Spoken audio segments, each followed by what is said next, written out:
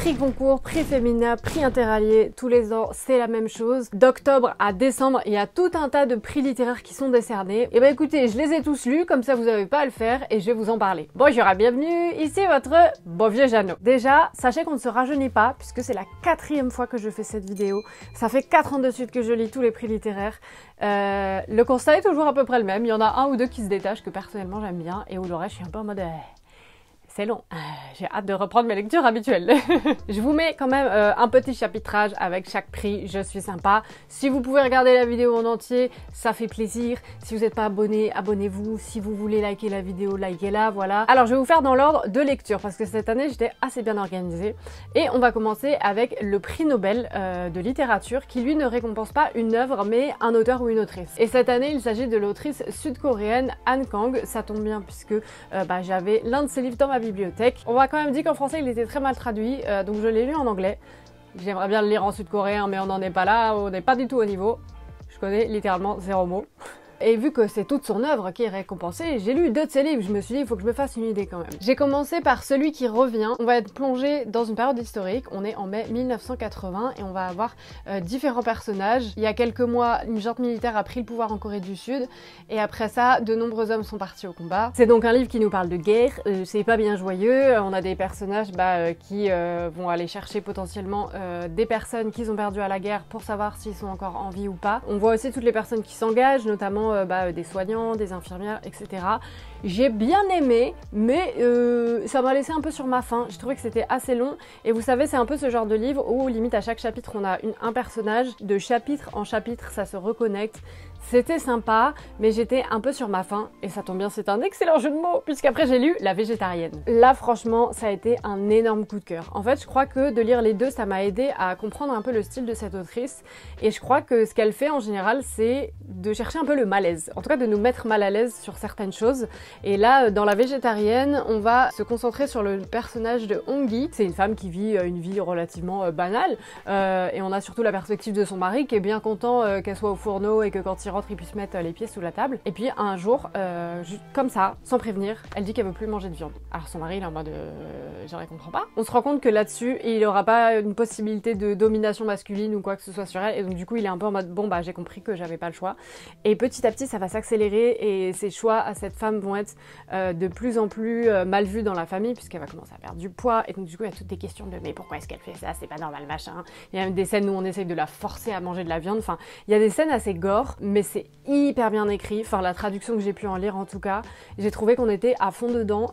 Dans les deux cas, je crois, attendez, je vérifie pour pas vous dire de bêtises. Ouais, il fait 216 pages et celui qui revient 220 pages. Donc on est vraiment sur des petits bébés et des petits bébés très sympas. Ensuite, j'ai lu un livre qui a gagné 2 prix. Moi, ça m'arrange toujours, ça fait moins de livres à lire. Il a gagné à la fois le prix de l'Académie française et le prix Femina. Il ne se prive de rien. Allez, j'arrête le suspense. Il s'agit du livre Le rêve du jaguar de Miguel Bonnefoy qui va nous raconter comment un jour une mendiante muette de Maracaibo au Venezuela va recueillir un nouveau-né et comment ça va changer sa vie. Cet enfant c'est Antonio, on va suivre toute sa vie et aussi une histoire d'amour avec le personnage d'Anna Maria. Elle est convaincue qu'elle sera la première femme médecin au Venezuela. Pour info, il y a des livres que j'ai lus en audio et il y en a que j'ai lus en papier. Celui-ci je l'ai lu en audio, donc je pense que j'ai eu plus de facilité à me plonger dedans. On n'est pas sur un énorme coup de cœur, mais je l'ai trouvé pas mal. Après, il y a un petit truc qui me gêne, c'est que il me fait trop penser au concours de l'année dernière. J'aurais du mal à mettre les mots sur exactement pourquoi,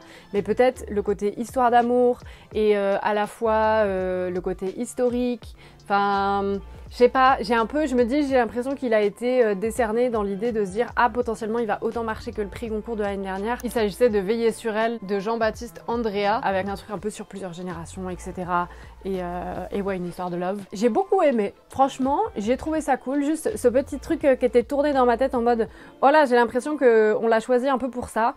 J'ai pas réussi à me l'enlever de la tête pendant toute ma lecture, donc c'était un peu difficile. Mais si vous aimez tout ce qui est roman historique, histoire de love, féminisme, je pense que c'est un livre qui peut complètement vous parler, ou parler aux personnes peut-être que vous allez, à qui peut-être vous allez l'offrir pour Noël, que sais-je. Mais en tout cas, ça reste une très bonne œuvre, c'est très bien écrit, et voilà, il a pas volé ses prix. Ensuite, on a le prix décembre qui a été décerné à Le Bastion des larmes d'Abdella Tchaha. Déjà, je tiens à signaler que bon, il n'y a pas des tonnes de meufs dans les prix littéraires cette année, mais il y a un petit peu plus de diversité que d'habitude.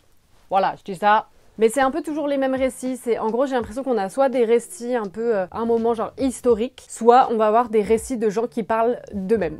Un peu genre le moi-je, moi-je. J'ai l'impression que c'est un peu ces deux types de livres qui ont été récompensés cette année. Et je trouve que ça ferme un peu le prisme de tout ce que la littérature a à nous offrir. Et ça, c'est un petit peu dommage. Mais pour vous parler quand même un petit peu du Bastion des larmes, on va suivre Youssef. Il est exilé en France depuis déjà un quart de siècle.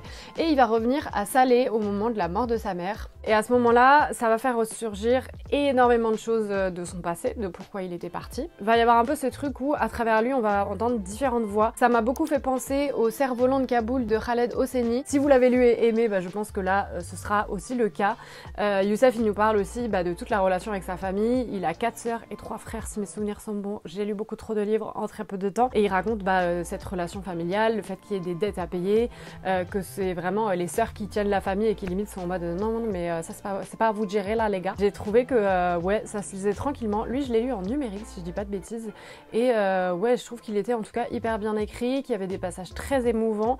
Un peu difficile à lire aussi, difficile dans le sens où il y a des émotions qui sont dures, mais je trouve que ça fait de lui un bon roman. Ensuite, on a le prix Renaudot. Et là, c'est mon petit coup de cœur. Là, je vous avoue, c'est mon petit bébé. Il s'agit de Jacaranda de Gaël Faye. Il avait déjà gagné le prix concours des lycéens pour son premier livre, Petit Pays. Franchement, continue d'écrire, hein. Tu vas gagner un prix concours, c'est obligé, hein. Franchement, moi j'y crois de ouf. Il a une plume qui est vraiment hyper belle, j'adore sa manière de raconter. Et donc là dans ce livre on va être sur 4 générations, donc franchement c'est beaucoup, et pourtant moi j'ai réussi à comprendre, donc je pense vous aussi, parce que moi quand il y a beaucoup de générations je commence à me perdre. Là ça se lisait tranquille, je l'ai lu en livre audio, lu par l'auteur, je recommande vivement, sachant que à côté de ça il fait un peu de rap, etc. Il a une voix incroyable. Et en fait, on va suivre surtout le personnage de Milan, comme Milan Kundera. Et en fait, sa maman lui a jamais véritablement parlé de ses origines. Il y a un vrai silence autour du Rwanda, son pays d'origine, et du génocide des Tutsis. Et du jour au lendemain, il y a quelqu'un qui va débarquer un peu dans sa vie, comme ça, qui a quelques années de plus ou de moins que lui. De moins, je crois. Non, de plus, mais il a l'air plus jeune. Et du jour au lendemain, sa mère lui dit, bon, il est là dans notre vie et il va vivre avec nous. Donc ça commence un peu comme ça, le livre. Je vous en dis pas trop parce que voilà, sinon c'est dommage. Mais en tout cas, Milan, il va avoir envie de reconnecter avec sa famille, comprendre pourquoi il y a ce silence, pourquoi est-ce que sa maman, elle veut pas en parler. Et je trouve que c'est hyper intéressant et ça montre vraiment comment chaque génération a envie et peut s'approprier sa propre histoire. Ou les générations qui ont vécu souvent le truc directement, ou la génération juste en dessous, il y a vachement cette envie souvent d'oublier et de ne pas en parler. Et de si on n'en parle pas, c'est comme si ça n'avait pas existé. Et je trouve que la génération du dessous, je l'assimile beaucoup à ma génération du coup, et à ce que moi je peux ressentir là-dessus. Il y a ce côté de non mais moi j'ai envie de savoir, genre par exemple la guerre d'Algérie, mon grand-père n'en parlait pas du tout et moi je suis en mode je veux savoir ce qui s'est passé en fait, et impossible, vraiment c'était un sujet hyper tabou, et du coup c'est difficile de reconnecter un petit peu tout ça, et c'est ce que fait Gaël Faye dans son roman. Et donc il y a plusieurs allers-retours au Rwanda, sa mère qui est complètement contre le fait qu'il aille au Rwanda, il y a des moments très émouvants quand il va là-bas, des moments un peu what the fuck, c'est très drôle. Donc s'il y en a un parmi tous qui devrait avoir le prix du prix, ce serait celui-là pour moi. En parlant du prix, il y a le prix Goncourt bien sûr qui est reconnu comme le livre qui est censé faire le plus de ventes chaque année. Et cette fois il s'agit de Ourit de Kamel Daoud. On va suivre Aube, une jeune Algérienne qui a survécu à la guerre civile des années 1990. Elle a littéralement des traces sur son corps, une énorme cicatrice au cou et elle peut quasiment plus parler. Et donc comme je vous disais, pas mal de livres, c'est sur le côté un peu historique et peut-être aussi des moments de l'histoire qu'on a oubliés, puisque là ça s'est passé en Algérie, et en fait on nous parle souvent de la guerre d'indépendance de l'Algérie, mais moi cette partie-là de l'histoire je la connaissais pas du tout, où il y a eu des conflits à l'intérieur du pays, et je l'ai lu aussi en livre audio. J'ai trouvé ça long. En fait j'ai trouvé qu'il y a vraiment un tiers du livre où j'étais en mode, j'ai l'impression que c'est un aparté, mais c'est très lent pour être un aparté. En fait j'ai pas réussi à vraiment me plonger dans la lecture et l'apprécier, même si c'est extrêmement bien écrit et que l'auteur vraiment nous plonge dans le sujet. Parce que le seul truc que j'avais en tête, c'était de me dire, est-ce que c'est une bonne idée de récompenser ce genre de livre dans le contexte actuel? Je m'explique. Peut-être je pars un peu dans mes... moi-même, j'ai fait une digression. Mais je me dis, à une époque où en fait, il y a de plus en plus d'agressions, est-ce que c'est une bonne idée de mettre ce livre en avant? Puisque du coup, dans ce livre, on va avoir Aube qui, elle, veut être une femme libre, ne pas porter le voile, etc. Et j'ai l'impression que du coup, ça nous met un peu des œillères, c'est ça l'expression? Oui, je crois que c'est ça. Et ça nous montre une manière de qu'est-ce que ça peut être d'être musulman. Et soit c'est l'extrême en mode on porte le voile, les femmes ont pas le droit de les femmes ont aucun droit et voilà, soit la version hyper anti-religion. Je sais pas, j'étais un peu frustrée par ça, mais c'est peut-être mon propre ressenti, hein. Vraiment je suis biaisée là-dessus. Moi c'est vraiment plutôt des amis musulmans qui m'ont reconnectée à ma foi. Moi je suis chrétienne de base et où leur voir parler de leur religion, je trouvais ça hyper beau. Et il y avait une, je sais pas, une forme d'ouverture d'esprit dans cette religion qui m'a beaucoup parlé. Je me suis pas convertie pour autant, mais en tout cas je trouvais ça dommage que ça apparaisse pas dans le livre. Et donc ouais, je me suis dit que ce soit lui qui gagne. Je sais pas ce que ça veut trop dire de notre société et si ça va pas jeter un peu de l'huile sur le feu. Il y a eu quelques questionnements quand même autour de ce bouquin. Bon, déjà le livre a très mal été reçu en Algérie. Et depuis ça, l'éditeur Gallimard dénonce des campagnes diffamatoires contre l'auteur. Il y a une polémique qui enfle en particulier, ce serait le fait qu'il ait utilisé le témoignage d'une survivante de ces massacres des années 90 pour en faire le personnage principal de son livre. Pendant le massacre de la décennie noire, du coup, la femme de Kamel Daoud suivait cette jeune femme qui du coup dénonce maintenant potentiellement qu'on a utilisé son histoire. Et il y a beaucoup de points communs entre ce qu'il a écrit dans le livre et sa vie à elle. Donc bon, son éditeur le défend corps et âme. Ça refroidit aussi un petit peu. Voilà, je sais pas s'il va très bien se vendre, mais j'ai un peu hâte de voir. Après, je crois les gens ils s'en tapent, genre c'est 3 jours avant Noël, ça file à la Fnac, ça voit écrit prix concours en rouge, ça achète et bim. Hein. Et bonsoir, c'est la Jeanne du montage. Je voulais juste vous préciser, c'est peut-être un petit peu fouillis ce que je vous raconte. Du coup, je voulais vous recommander une excellente vidéo d'une copine qui s'appelle Aléa, une excellente créatrice à découvrir si vous ne la connaissez pas déjà, et qui a fait une vidéo où elle lit le prix concours il y a 100 ans et le prix concours de cette année, et elle parle de toutes les polémiques et décrit très bien tout le sujet autour de Kamel Daoud. Vraiment, elle a fait un taf de dingue, elle va en profondeur, elle raconte beaucoup de choses sur sa vie, des interviews qu'il a pu donner, alors que moi je parle plutôt de ressenti. Donc voilà, je vous invite fortement à aller la voir. Et à la soutenir, lui mettre des petits likes, on l'adore. Ensuite, il y a le prix Médicis qui a été remporté par Julia Deck pour son livre Anne d'Angleterre. Là, on arrive un peu dans les livres, moi je dis pas ça de manière négative, hein. On peut avoir des choses très intéressantes à raconter sur sa vie. Et elle va nous raconter l'histoire de sa mère. Elle a eu un accident cérébral et à partir de là, les médecins sont un peu en mode c'est mort, on pourra rien faire pour elle. Et pourtant, Julia Deck, sa fille, elle va tout faire pour faire que sa mère regagne en mobilité, en parole, etc. Donc il va y avoir tout ce processus pour essayer de la ramener un peu à la vie, entre guillemets. Ça, c'est une partie qui m'a particulièrement touchée, on va dire.